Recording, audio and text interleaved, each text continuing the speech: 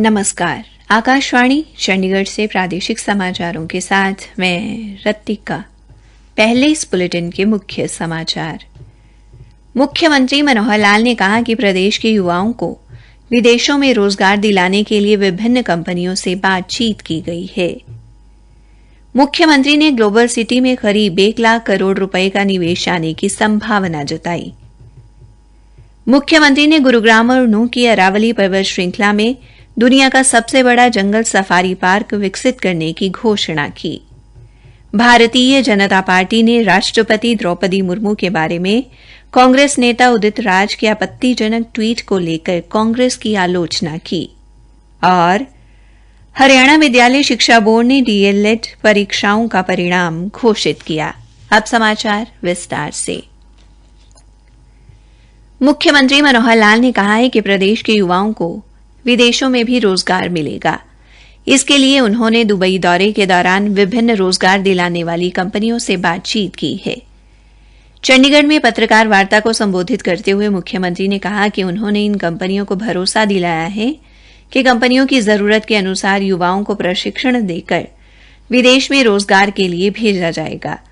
मुख्यमंत्री ने बताया कि यह काम हरियाणा ओवरसीज प्लेसमेंट सेल द्वारा आगे बढ़ाया जाएगा और यह प्रकोष्ठ हरियाणा के विदेश सहयोग विभाग के अंतर्गत कार्य करेगा। एक सवाल के जवाब में मुख्यमंत्री ने कहा कि विदेशों में रोजगार की अपार संभावनाएं हैं और युवाओं को मांग के अनुसार कौशल प्रशिक्षण दिया जाएगा। एक अन्य प्रश्न के उत्तर में मुख्यमंत्री ने कहा कि युवाओं के पासपोर्ट बनवाने में कोई परेशानी नहीं आने दी जाएगी। ग्लोबल सिटी पर बोलते हुए उन्होंने कहा कि इस सिटी के लिए जिन कंपनियों से बातचीत हुई है उन्होंने सरकार के माध्यम से होने वाले कार्यों के जल्द से जल्द पूरा होने की मांग रखी है, जिसके चलते इस सिटी में सिंगल विंडो प्रणाली अपनाने के लिए कहा गया है, जहां बिजली पानी वन्य किसी भी तरह की मंजूरी मिलेगी। मुख्यमंत्री ने कहा कि कंपनियों को कोई परेशानी नहीं आने दी जाएगी, लेकिन उन्हें 3 साल के भीतर निर्माण की प्रगति दिखानी पड़ेगी। एक अन्य प्रश्न के उत्तर में मुख्यमंत्री ने बताया कि ग्लोबल सिटी में भूखंड 5 एकड़ से लेकर 100 एकड़ तक मिश्रित आकार में बेचे जाएंगे। उद्योग की मांग के अनुसार भूखंड आवंटित किए जाएंगे। श्री मनोहर लाल ने कहा कि इस सिटी में करीब 1 लाख करोड़ रुपए का निवेश आने की संभावना है, जिससे रोजगार के अवसर पैदा होंगे। एक अन्य प्रश्न के उत्तर में मुख्यमंत्री ने कहा कि प्रदेश में विदेशी व देसी कंपनियों द्वारा निवेश से रोजगार के 5.5 लाख अवसर पैदा हुए हैं। एक प्रश्न के उत्तर में उन्होंने कहा कि नई परियोजनाओं के लिए भूमि ई-भूमि पोर्टल के माध्यम से ही खरीदी जाएगी। मुख्यमंत्री ने कहा कि परिवार पहचान पत्र के माध्यम से 4 महीने में 12,763 पेंशन बनी है और कटने वाली ज्यादातर पेंशन का कारण पेंशन धारक की मृत्यु है। हरियाणा के मुख्यमंत्री मनोहर लाल ने कहा कि गुरुग्राम और नूंह की अरावली पर्वत श्रृंखला में 10,000 एकड़ में दुनिया का सबसे बड़ा जंगल सफारी पार्क विकसित किया जाएगा। इसके लिए गुरुग्राम में 6,000 एकड़ और नूंह में 4,000 एकड़ जमीन चिन्हित की गई है। मुख्यमंत्री आज चंडीगढ़ में एक पत्रकार वार्ता को संबोधित कर रहे थे। उन्होंने कहा कि यह परियोजना इस तरह की दुनिया की सबसे बड़ी परियोजना होगी। मुख्यमंत्री ने बताया कि वर्तमान में अफ्रीका के बाहर संरक्षित सफारी पार्क शारजा में है, जिसका क्षेत्रफल करीब 2,000 एकड़ है। उन्होंने बताया कि इस संबंध में उन्होंने और केंद्रीय वन मंत्री भूपेंद्र यादव ने एक प्रतिनिधि मंडल के साथ शारजा की जंगल सफारी का दौरा किया है। उन्होंने कहा कि जंगल सफारी परियोजना विकसित होने से न केवल राज्य में पर्यटन को बढ़ावा मिलेगा, बल्कि रोजगार के अवसर भी पैदा होंगे। मुख्यमंत्री ने बताया कि केंद्रीय चिड़ियाघर प्राधिकरण के क्षेत्र का मूल्यांकन किया है और इस तरह के पार्क की तकनीकी व्यवहार्यता पर सहमति व्यक्त की है। कानून मंत्री किरण रिजिजू ने कहा कि सरकार जन प्रतिनिधित्व कानून में संशोधन के माध्यम से बड़े चुनावी बदलाव लाने के लिए निर्वाचन आयोग के साथ विचार विमर्श कर रही है। एक समाचार पत्र को दिए साक्षात्कार में श्री रिजिजू ने कहा कि बदलते समय और स्थितियों की मांग है कि कुछ चुनावी कानूनों में आमूलचूल परिवर्तन किए जाएं, जिससे अधिक पारदर्शिता एवं जवाबदेही सुनिश्चित की जा सके। उन्होंने कहा कि सरकार जनप्रतिनिधित्व कानून और अन्य चुनाव नियमों में बड़े बदलाव का अध्ययन करने के लिए पहले से ही निर्वाचन आयोग के साथ व्यापक विचार विमर्श कर रही है। श्री रिजिजू ने कहा कि केंद्र सरकार विचार विमर्श के बाद नई परिस्थितियों और समय की मांग के अनुसार कदम उठाएगी। चुनाव में काले धन के इस्तेमाल पर अंकुश लगाने के लिए निर्वाचन आयोग ने हाल ही में कानून मंत्रालय को पार्टियों को मिलने वाले नकद चंदे को 20% तक सीमित करने के लिए जनप्रतिनिधित्व कानून में बदलाव लाने बारे लिखा था। इसके अलावा आयोग ने गुप्तदान की सीमा 20,000 रुपए से घटाकर 2,000 रुपए करने का प्रस्ताव भी किया था। प्रादेशिक समाचार आकाशवाणी चंडीगढ़ से प्रसारित किए जा रहे हैं।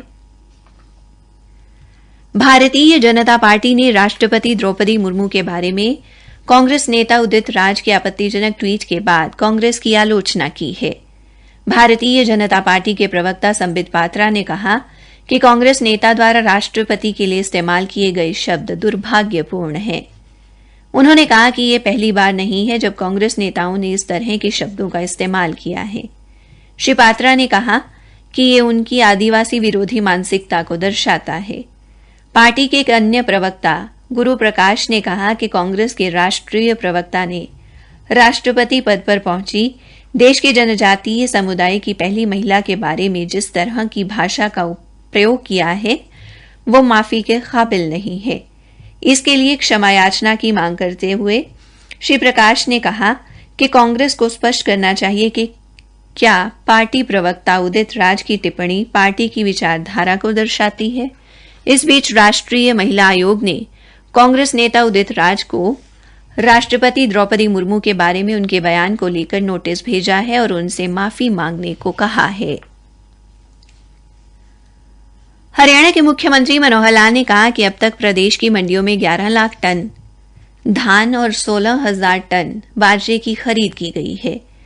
चंडीगढ़ में प्रेस वार्ता को संबोधित करते हुए उन्होंने कहा कि राज्य के कई जिलों में वर्षा से फसल को नुकसान पहुंचा है और नुकसान को लेकर विशेष गिरदावरी की गई है। मुख्यमंत्री ने कहा कि भविष्य में किसानों को फसल को हुए नुकसान की क्षतिपूर्ति के लिए परेशानी न हो, इसके लिए प्रदेश सरकार द्वारा क्षतिपूर्ति पोर्टल शुरू किया गया है, जिस पर किसान पंजीकरण करके अपनी नुकसानी हुई फसल के बारे में जानकारी दे सकते हैं। दी गई जानकारी का सत्यापन किया जाएगा और किसानों को भी बताया जाएगा। हरियाणा विद्यालय शिक्षा बोर्ड द्वारा संचालित डीएलएड प्रवेश वर्ष 2019 व 2020 तथा डीएलएड प्रवेश वर्ष 2021 की जुलाई में हुई परीक्षाओं का परिणाम आज घोषित कर दिया गया है। छात्र शिक्षक अपना परीक्षा परिणाम बोर्ड की वेबसाइट पर देख सकते हैं। बोर्ड के प्रवक्ता ने बताया कि वार्षिक प्रणाली के तहत डीएलएड प्रथम वर्ष 2021 परीक्षा में 11,319 छात्र शिक्षक प्रविष्ट हुए, जिनमें से 4,295 उत्तीर्ण रहे। उन्होंने बताया कि इसी प्रकार डीएलएड द्वितीय वर्ष 2020 की नियमित परीक्षा में 13,763 छात्र शिक्षक प्रविष्ट हुए, जिनमें से 7,955 उत्तीर्ण रहे एवं 3,219 छात्र अध्यापकों की रीपीयर आई है। डीएलएड प्रथम वर्ष 2020 परीक्षा में 2,133 छात्र शिक्षक प्रविष्ट हुए, जिनमें से 1,184 उत्तीर्ण रहे तथा 920 छात्र शिक्षक फेल हुए हैं।